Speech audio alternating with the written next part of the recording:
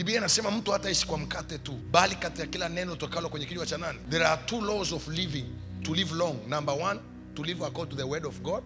Number two, to live according to the food. Kuna kanuni mbili za kuishi maisha marefu: lifate na kulitii neno la Mungu. Namba mbili, kula vizuri. Amen. Waendelea kula chips mayai alafu unalala.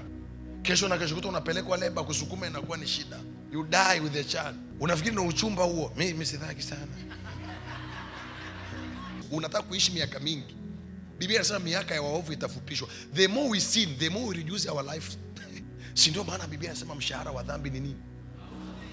Kuna dhambi ni muhimu uache, kwa sababu si tu zitakuzuia kuingia mbinguni, zitakuua kabla ya muda. Two principles, you need to live long. Two principles. Number one, make sure that you obey the word of God. Litii neno la Mungu. Anasema mtu ataishi kwa mkate tu. Anaposema kwa mkate tu, sio kwamba amezarau mkate. Anasema ni muhimu mtu ale mkate unaoeleweka, lakini pia alishike na neno la Mungu.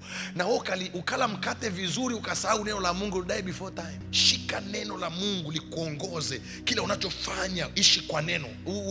Alafu namba mbili, hakikisha unakula vizuri, unakunywa maji ya kutosha. It's a biblical speaking. Unaweza ukawa na maono makubwa lakini ukafa kabla ya kuyatimiza. Kwa sababu ya nini? Mwili kuchoka. Dada, unataka kuishi muda mrefu, unasema naogopa makaburini.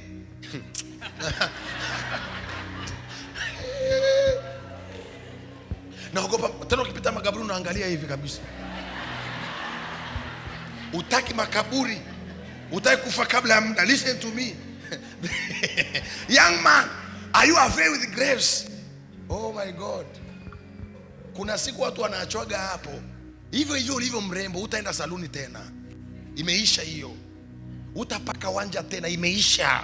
Mimi kuna wakati nakaa na tafakari kwa habari ya kifo, alafu nanyenyekea kwa Mungu. Wanadamu wakisha sahau kuna kufa, wanaishi maisha hoe hae.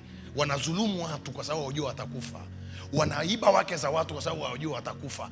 Wanaiba kura ili wao maviongozi kwa sababu wajua watakufa. Listen, when you meditate, inasema utujalie moyo wa hekima, tujue kuzihesabu siku zetu. Ukipewa huo moyo, kuna vitu utakuwa unaahirisha kwenda kufanya. Hamna mtu atakushauri acha, you will postpone it. Siku ambayo hii suti sitaivaa tena, siku ambayo hii tai sitaivaa tena, siku ambayo hii kiatu sitakivaa tena. Oh my God. Unafikiri utajiinua? Utakaojiinua utaishi maisha ya unyenyekevu mno. Watu wengi wana viburi vya pesa, viburi vya mali. Wanasahau hata baba zao walikufa wakaacha. Wanasahau hata mama zao walikufa wakaacha. Wanasahau hata ndugu zao wenye pesa na majina.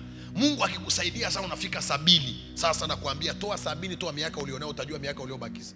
Mtu ana miaka 50 sasa. Kibibilia ni miaka 70 my friend. Hii ni miaka ya agano. Na hii inategemea nani unalisha neno la Mungu.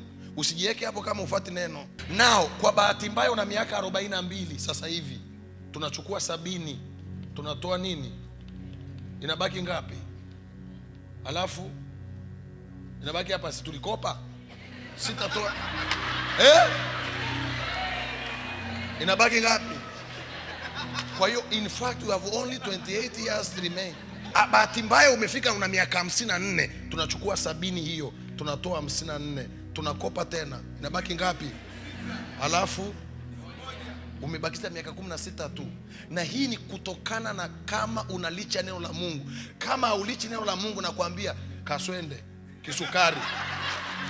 Listen, ajali ya pikipiki, ajali ya ndege, kifua gacha ghafla kitaondoka na wewe. Useme natoa 70 sasa. Jiangalie, ukijiweka kwenye 70 angalia unavyofuata neno. Usiye kwenye 70 kama ufuate neno. 7 is for those who are obeying God. It's a promise for those who are obeying what? Obeying God. Now, you don't even obey God. Umefika miaka 60, una miaka 70, una miaka 20, you don't even obey God. Una miaka 42, 38, 40 ndio umefika, ndio unagonga 43. Mimi sijui kwa nini watu 40. Mnisikilize vizuri, count it. If you don't obey the word of God, you just know you are in a risk according to the scripture.